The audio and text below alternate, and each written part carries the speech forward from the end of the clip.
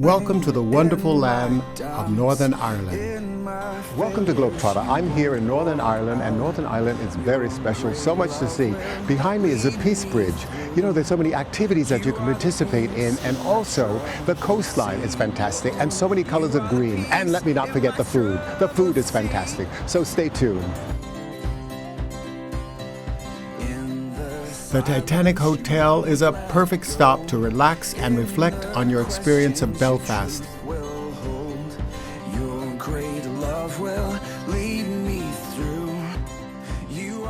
My name is Emer Carney and I am Head of Marketing at Titanic Belfast. So Titanic Belfast is one of the world's leading tourist attractions. We're located here in Titanic Quarter, exactly where RMS Titanic was built over 100 years ago.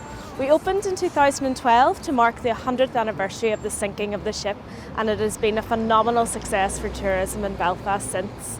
So at this exact location is where thousands of men from Belfast built the world famous liners from Harland and Wolff, and Titanic was ship number 401. It had a very fateful maiden voyage, but we celebrate the success of what was achieved in Belfast all those years ago.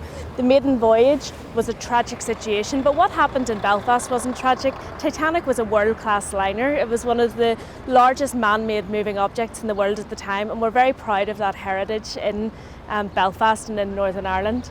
So Titanic Belfast is a visitor attraction. We want to immerse our visitors in the Titanic story, but not just about the fateful sinking, which the film really focuses on, but on everything else around that. So we look at what happened in Belfast over 100 years ago.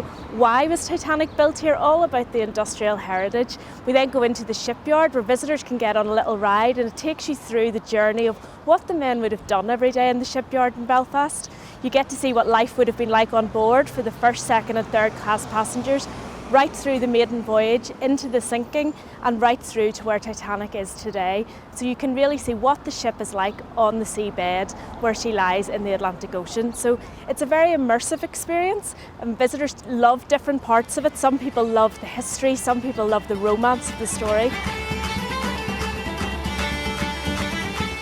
The Titanic ship sailed from Belfast in 1912 into that fatal night.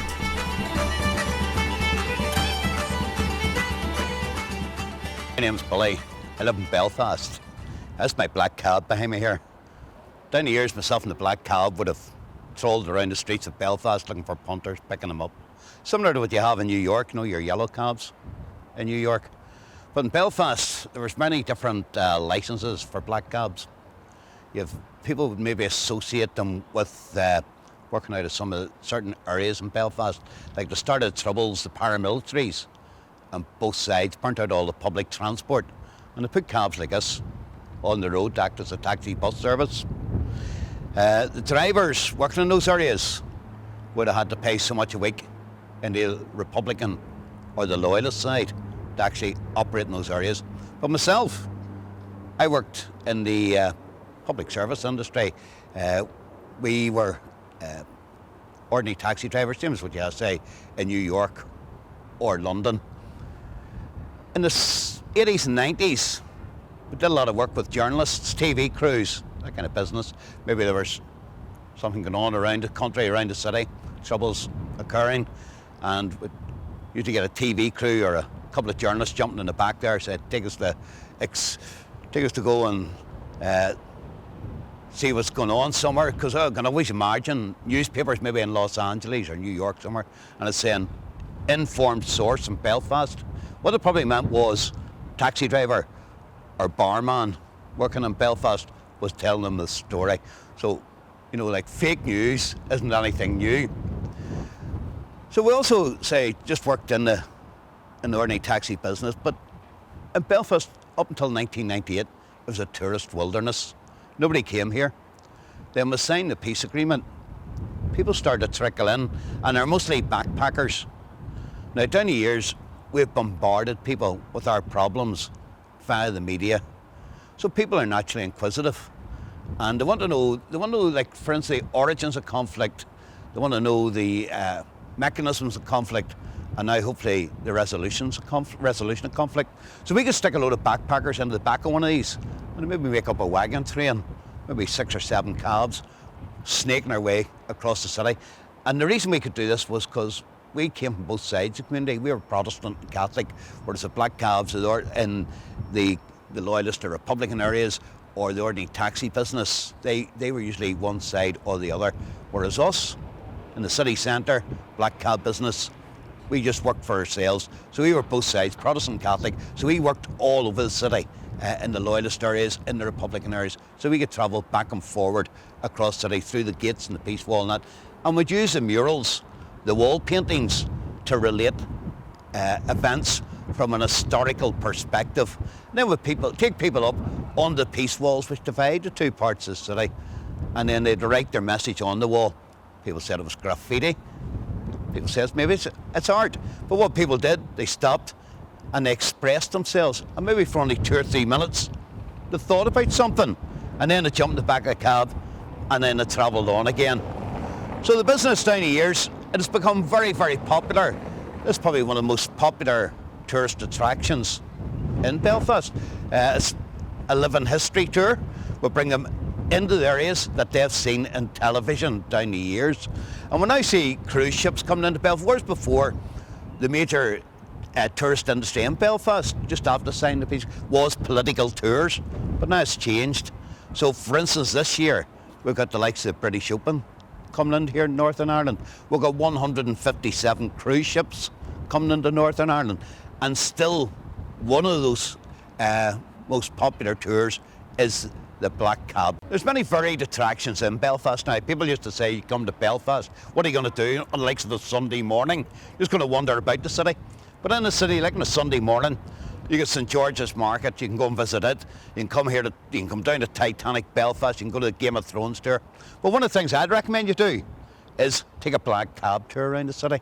Now what you'll find is all the drivers are locals.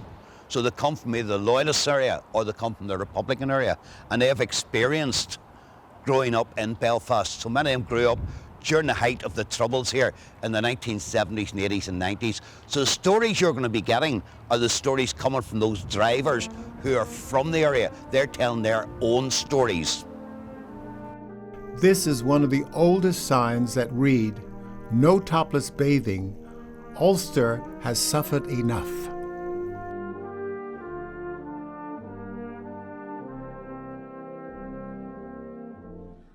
The Piste Wall was erected during the Troubled times in Northern Ireland.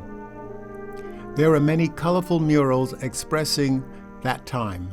Jon Haggins the GlobeTrotter is like no other travel book in the world. When I think of travel, I think of friends from around the world. I've traveled to Malaysia, Thailand, India, everywhere. You're going to absolutely love the book. And the recipes, you will whet your appetite with these incredible aromatic recipes. Remember, my world is your world. So get up, get out, and travel. On the tour, what we'll do is we'll start off, we'll use the murals, and we use those to relate events from an historical perspective. Usually we'd start off in the Loyalist area, use a mural of King William of Orange. He comes here and he defeats his Catholic father-in-law James at the Battle of the Boyne, 1690, since which the British monarchy has been a Protestant monarchy. We'd cut across onto the Crumlin Road, take you up, show you where the jail and the courthouse are joined together by an underground tunnel. Funny enough, it's a place that most of our politicians spent time in down the years. And of course, you can go in there, get your photograph taken, stand on the gallows and the condemned cell, then carry on. Down onto the Piste Walls, you get out of the cab, you write your own message on the wall, and then we travel through the gates in the Piste Wall, which now, the walls, although there's something like 38 walls in Belfast, and they'll vary in length, I think a couple of maybe 20, 30 metres to the original one, which is about where the drivers will take you to, which is about 3 or 4 kilometres in length. Many of the walls are being broken up now because instead of building Piste Walls, what we attempt to do is we'll build industrial units and shopping centres in them to act as a buffer zone between the two sides of the community. Then cut across, you go into Bombay Street, the Memorial Garden, dedicated to some of the people from that Republican area on the Falls who have lost their lives in conflict. Back to the city, down the Falls Road. These are areas you've probably heard about down the years. The Falls Road and the Shankill Road. Some people might say they're infamous, we say they're famous, because these are the areas of working class Belfast where people grew up, come back to Belfast developed, in the latter half of the Industrial Revolution.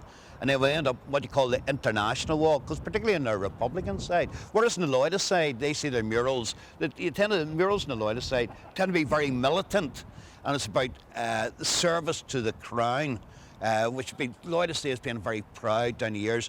They see the likes of the Battle of Somme, you see that painted on the walls in many of the Loyalist areas, and this is representative of the great blood sacrifice Loyalist Protestants made for the British Crown. You go on the Republican side, maybe the people see him as being much more sort of macro.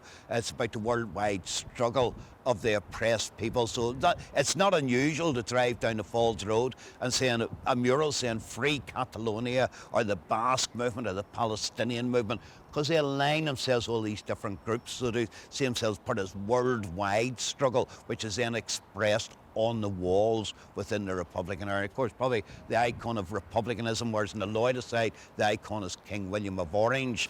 The British king on the Republican side, of course, it's Bobby Sands, the first of the hunger strikers, and painted on many of those murals, you can see it'll say, you can kill the revolutionary, but you'll never kill the revolution. Chasing Wild Ass. Oh, it's not what you're thinking.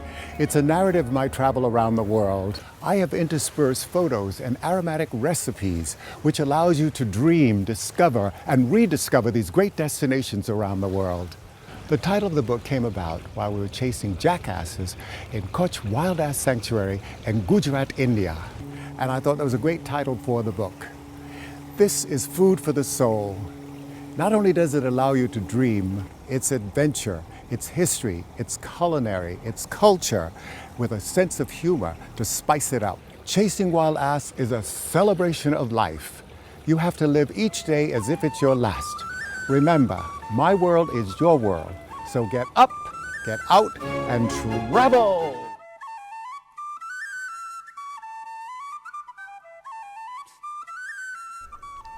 The Motherless Club is a very special trendy restaurant in Belfast. It's where you can experience a 6-course wine pairing meal. Everyone is enjoying the tasting, wine pairing, and good company.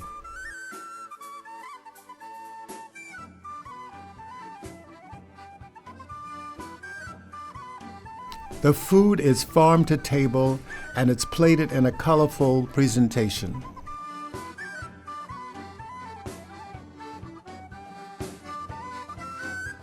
You know, the chef told me that reservations are booked 3 months in advance. That's how popular the restaurant is. These busy chefs are preparing dishes for the evening. I love watching these busy chefs as they prepare the dishes for the evening. Garth, it's so wonderful to be here at your Motherless Club. I am so excited to meet you. This is wonderful. I heard great things about you and your great food. Thank you very much. You are what they call the chef. Thank you very much. I appreciate that. So tell me the kind of food that you prepare. Well, here we do a lot of sort of seasonal food at the restaurant. We have it's a lot of sort of local produce, all based locally around the area. We just sort of operate on sort of seasonal ingredients. So it's food, it's farm to table. Farm to table kind of dining here, yeah, absolutely. Right. And people basically are locals that come here, or is it sort of international? No, we get a lot of locals that come as well, but anyone flying into Belfast will normally try and get a spot at this restaurant, you know, so we get some internationals coming in as well, so there's a good diversity of people come here. So do they have to make reservations way in advance? Sometimes it's 3 months for a table at the weekend. Oh my God. So, yeah, it can be busy enough, like, yeah, so, yeah. And how many do you seat in the restaurant? There's 55 seats in the restaurant at the moment. So that makes it really tight. So it's tight, you know, we would normally do like 75 people on a Friday, Saturday night. Right. It's all tasting menus, so you can see the kitchen behind you there. It's quite tight for space, so there's a lot of food comes off that pass. But it's nice that they can actually see you preparing the food so they know it's fresh as well. It's all part of the, you know, the drama of the restaurant. When you come in for your meal, there's no artwork here bar what's outside, and you're looking at the kitchen and watching your meal being prepared. Absolutely. You know, so it's got a unique kind of vibe about it, and that's what I really like. So is it Irish food or continental food? Well, you know, we kind of sort of just look for the best produce that's around, and there's an Irish twist in it, but we use like it's just modern, a lot of modern techniques and stuff as well going on. So yeah, it's. And did you learn all of this in the culinary school, or did you learn this by trial and error? Well, yeah, well, I went to school and I travelled a lot as well when I was younger and came back. We did, I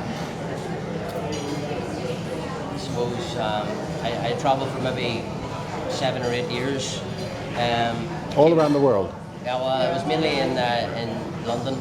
I was in the UK, you know, Right. and I picked up a lot of experience there, and then worked in Michelin star restaurants and stuff like that. So then, you know, we brought back what we learned.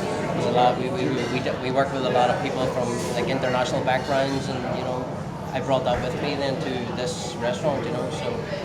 And that's what makes this restaurant very special, by the fact that you've really incorporated things you've learned while you were on the road. Absolutely, like, you know, definitely, I would say, yeah. I think that's absolutely wonderful. Thank you very much. So tell me a little about the restaurant, how it all began. So I opened the restaurant about 3.5 years ago. I was working at my friend's restaurant, the Ox, the Michelin star restaurant, and I was looking for sites in the city, and this one came up, and I really just liked the sort of back street sort of vibe of the place, and went ahead, got it set up.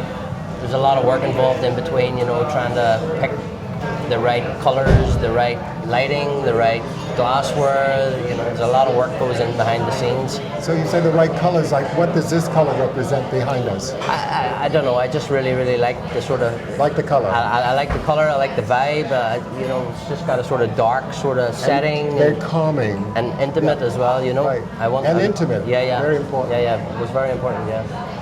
So what really inspired you for all these wonderful dishes, and what's your favorite dish to cook? Well, from I was a young age, I come from like the countryside, you know, so I grew up with my family were like farming and shooting, and you know, there was a lot of fish coming into the house and a lot of vegetables and a lot of stuff. And I was always in the kitchen and hanging around, so my grandmother and my mother done a lot of cooking, so I was always sort of hanging around and tasting things and getting a little bit of, you know, suppose inspiration from them way back, and it's always kind of been with me. Well, one of the things I think I heard was that years ago, only the women cooked, not the men. So then men started cooking, and now you have all these chefs who are men, and they're all over. They're doing wonderful things, like yourself. Yeah, well, that's it. Like, you know, the times have moved. We're now in 2019, like, so it's the modern era, isn't it? Like. And most of the celebrated chefs are men. Well, there's lots of women as well. There's some top chefs in the world, like, you know, that are both male and female, like, but, you know, yeah, that's really it. That's really good. Well, I thank you so much. I'm looking forward to tasting your food. Ah, you're very welcome. Since I've heard so much about it. Yes, no worries. Well, we'll get you a seat, and hopefully you'll enjoy. Yeah, and many people will come. Yeah, and absolutely. have the experience. Thank you. Yeah, it's lively. That's really wonderful. Yeah, that's it. Somebody starting in the day. Yeah, it's early on today, so. Absolutely. This 6-course wine pairing takes 2.5 hours, so you can relax and enjoy the experience.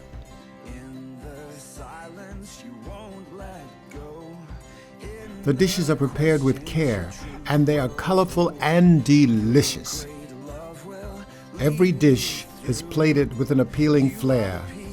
The presentation whets your appetite, and you can't wait to get your teeth into each dish.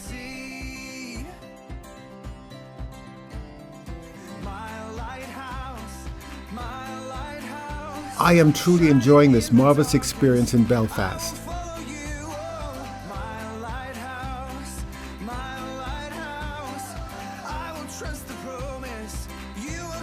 Now I'm thinking about how educational, historic, and divine this experience has been in Belfast.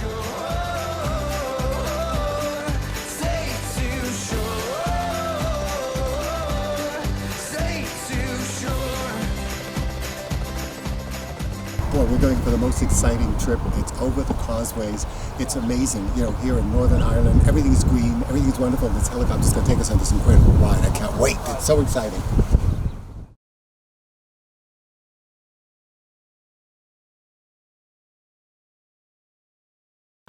I am truly excited to be here in Bushmills. Is that right? That's correct. How wonderful, with Jason Porter, and he owns this incredible helicopter service. Tell me the name of the service. It's called Cutting Edge Helicopters. Ah, and you know what's incredible is you can see everything from the sky. You know, all the different villages and all of the greenery, and you know, Ireland is known for its greenery. It is, yes. And this is Northern Ireland, and it's absolutely wonderful. We're standing on this beautiful green garden. Behind us is a river that runs. It's fresh water. It's just amazing. But what I saw from above was the water from the ocean was just amazing. The color, it was like a Caribbean. Amazing. So tell me about the helicopter. The helicopters are Robinson R44, built in California. We've been operating them for some time here in Northern Ireland, and we do a lot of lovely tours up North Coast where you can see the Giant's Causeway, Carrick Rope Bridge, Bushmills. You can see the Ballantoy Harbour, Port Rush, all this beautiful, spectacular sights along the coast. And as you say, the water is just so beautiful. It's the blues and greens and stuff like that, as well as the greenery in the fields and stuff. It's just awesome. It's like being in the Caribbean. It is, yes. But a little cooler. Just cooler, yes, exactly. But you know, it's wonderful. And what I love is the fact that you are really seeing it from above, and you see these villages and how beautifully they're all laid out, and the little beaches where people can go and relax. Yes. The water's a little cold, but that's okay. If you get used to it after a while. Wear a wetsuit, you know, and I think it's just, I love these villages. I love the people too. They're so friendly, you know, and that's what's so marvelous about Ireland. It's just absolutely amazing. And the Guinness and the whiskey. Oh, the whiskey, the best. It comes from here, and it's wonderful. How long have you been operating the helicopter service? We've been doing it for about 11 years now, offering sightseeing tours. We do flight training as well, but it's basically the tours are very, very popular along the North Coast. Of course. So much to see. So much to see, Yeah. exactly. And how long is the tour generally? Basically, the tours start from 20 minutes up to 1 hour. So we do for a variety of different types of tours. Right. So 20 minutes, half an hour, or an hour tours. Or we can do Fantastic. bespoke tours, private tours. Yeah. And people come from everywhere. All over the world, America, Canada, Europe, everywhere. They come, and they come and just to see how beautiful it is from there. And it is beautiful. It's absolutely wonderful. I thank you so much. Thank you, sir. I am so delighted that I had the experience of flying above the greenery. Yeah. It's marvelous. Thank you. Well, thank you for coming and experiencing it. You know, from above, looking down, we saw the location for the Game of Thrones. Tell me about that. Yes, there's some lovely locations up towards the Carrick Rope Bridge. You've got the area down there. Also, Ballantoy, the famous scenes there of the harbour is beautiful, and it's just so spectacular to see it from there. Because on the ground, you just don't get the perspective of seeing it from the air. Oh, it was amazing. Yeah. Just amazing. And the movie, I mean, the whole production is filmed here. Yes, it seems a lot of parts of the North Coast, and the Ballantoy area, the Ballantoy Harbour, seems to be the most popular. Everybody just wants to see it, you know, see the harbour and see the scenes and stuff, and the plaques where it actually shows you the scenes where it actually was filmed at that location. Unbelievable. And it's actual location. It's not a set. It's not a Hollywood set. Yes. So that makes it wonderful. Yeah. And you know, the fact that they can really feel the destination when they see it on film, and then they come here and then share it with their family, their friends. It's wonderful. The cutting-edge helicopter flies over castles and stunning landscapes, and of course the Game of Thrones filming locations.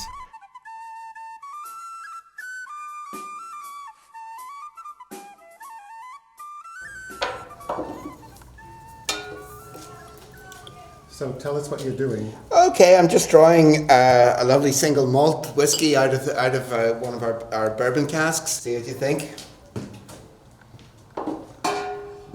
Lovely, smooth, nice and sweet.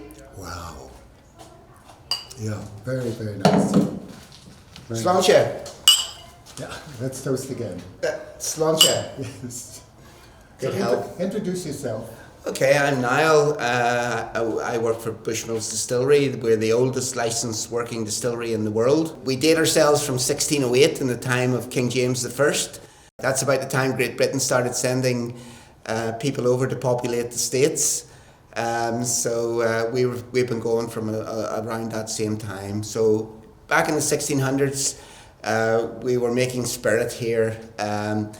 And we've been doing it for, well, in 2019 we'll be 411 years old, so happy birthday to Bushmills.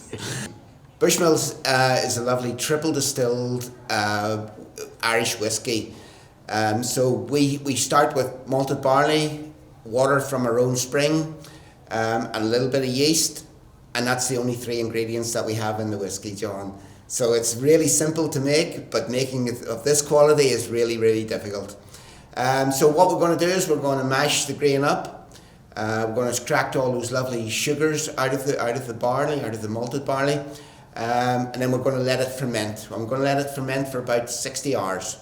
At the end of 60 hours, we're going to have a beer, basically, that is now about 8% alcohol by volume, or you would know it as 16 proof. So it's still very weak.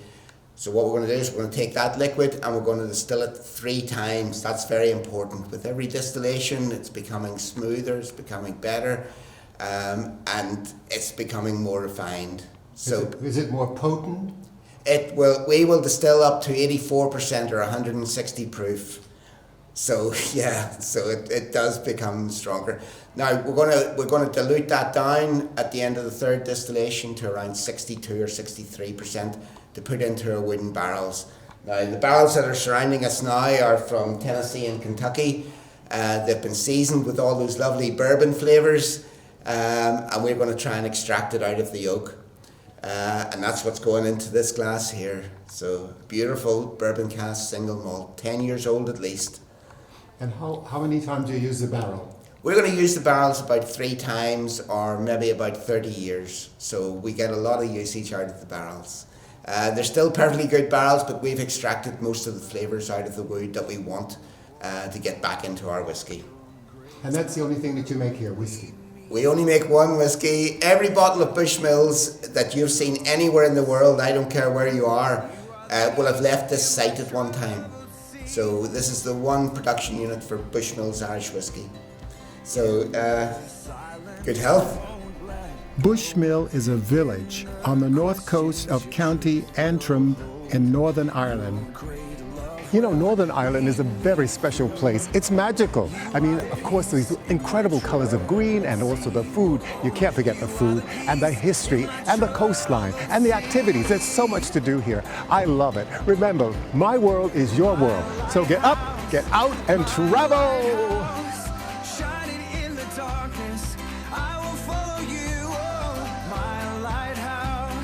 I hope to see you next week at another colorful destination. So long for now. You will carry me safe to shore.